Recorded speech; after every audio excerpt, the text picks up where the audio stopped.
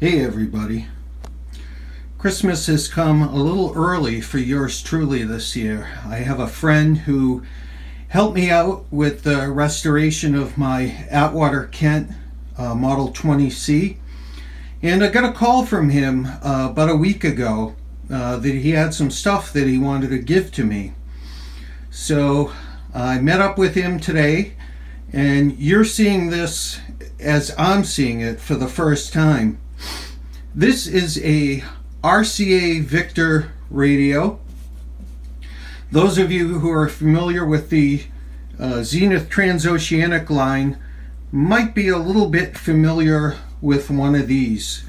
This is RCA Victor's version of the transoceanic. We'll open up this box if the hinges want to cooperate with me.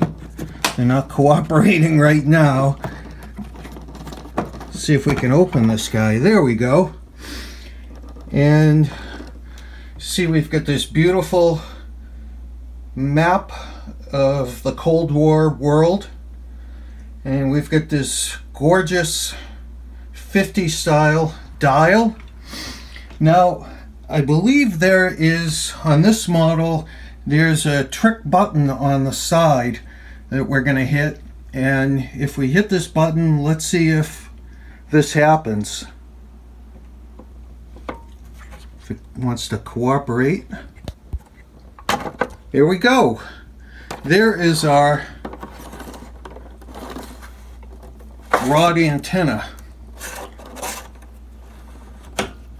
and it works. Let's see if we can power this thing up. Gentleman said it hasn't been on in about 8 years. Let's get some electricity and see if we can make some noise. For everybody who I make fun of about bringing stuff up slowly on the Variac, this is for you. We're going to bring this up slowly on a Variac and make sure we don't get any explosions or anything like that, but I am going to take the right precautions. Just wanted to show everyone. So while we're waiting for the RCA to come back to life, next up I have this beautiful chassis to an Atwater Kent 627 Super Heterodyne. You see, we've got the full complement of vacuum tubes. Very nice, clean chassis. I'll show you the bottom of this thing. It's been fully recapped. See if we can lift it up slightly. And we've got these nice Sprague orange drops. So the capacitor crowd will be happy. Fully recapped. Look at this beautiful dial. And I've got knobs for it. I also have the brass escutcheon to fit onto the cabinet. Next I'll show you the cabinet. It's not very pretty. So you'll see right away when I say it's not very pretty. It is not very pretty. Someone put this awful gray paint on here. I'm probably just going to use some Danish oil on the whole cabinet. I doubt I'm going to get into refinishing, and I'm not going to do anything fancy with it, but I am going to keep this intact. You see, there's where our dial goes. There's where our knobs go. I also have the service tray to this thing. But you'll see here the speaker grill completely intact. The Atwater Kent speaker is in there with the socket fully intact. So we're going to have some fun with this. This is probably going to be a winter project. I don't think I'm going to have to do that much to it, but like I said, I am going to put a boatload of Danish oil on here. I'm probably going to start with some Howard's Restore a Finish, put that on, and then some Danish oil. But I'm going to keep this inside, I'm going to keep that intact. So we'll have a nice two-tone kind of look. I'll probably use some Howard's on here, get that shining and looking nice and brand new. But cabinet's going to need a little bit of work. I was told that this cabinet was made for Atwater, Kent by Red Lion in Pennsylvania. So this was a Atwater, Kent 627 cabinet made for them by Red Lion. So yeah, it's going to need a little bit of work. Not too bad. Luckily the wood itself is intact. And I'm going to dig out my Howard's and start refinishing, and then a couple of coats of Danish oil I think we'll be in business. So next I'm going to show you that dial is sketching. It's brass, and I meant to say I just cleaned up the brass is sketching, so we'll take a look at that next. This cleaned up really nice. You can actually see the 627 Atwater Kent.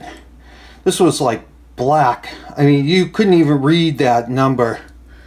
But like all brass, it cleaned up beautifully. So there's our instructions, completely intact. I'm probably going to have this laminated, because on the back we see there's our original Atwater Kent radio log.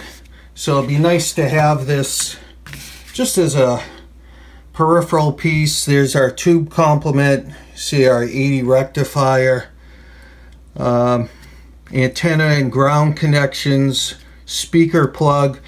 One thing that well, it's got a local distance switch.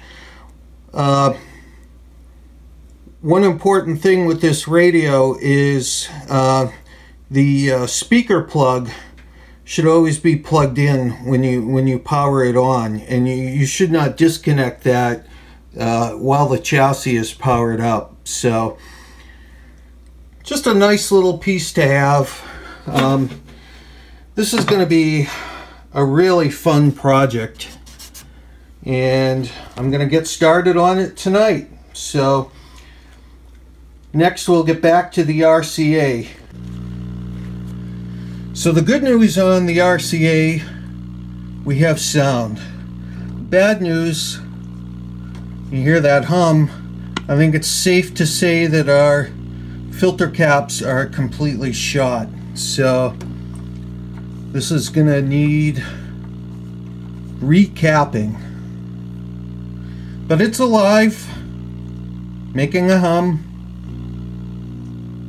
60 cycles. You've got separate treble and bass controls, our volume and power here, our tuning here, and then our band switch. Speaking of tuning, it's also going to need restringing of the dial, because there's a lot of backlash and a lot of sticking on that dial cord. So another little project, but that's the RCA. We also have a BK 10 megahertz oscilloscope, model 1476. This guy's going to need some work. I think it needs at least one capacitor. It suddenly will stay on for a few seconds and then it will go out. I'm going to need new probes for it, but what the heck, it was free.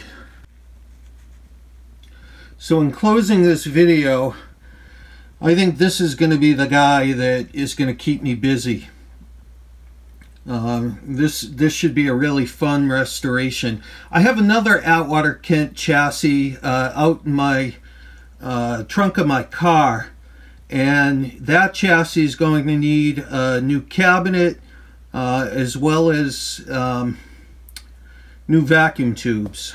So I have the chassis, it's intact. I'm just going to need a full complement of tubes.